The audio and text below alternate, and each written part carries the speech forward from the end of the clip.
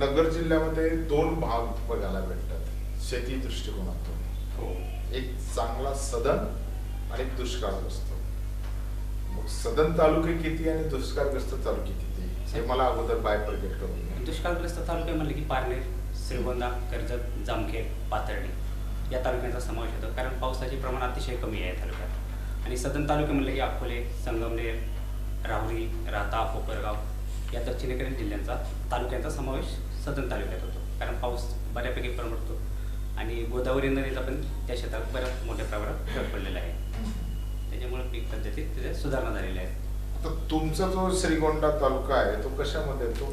Sir, आमचा श्रीगोंदा तालुका तसा दुष्काळग्रस्त आहे, पाण्याच्या सोयी नाही, मग त्याच्यामुळे पर्जन्यमानाचे प्रमाण कमी आहे, त्याच्यामुळे तो सदन अशा भागात येत नाही.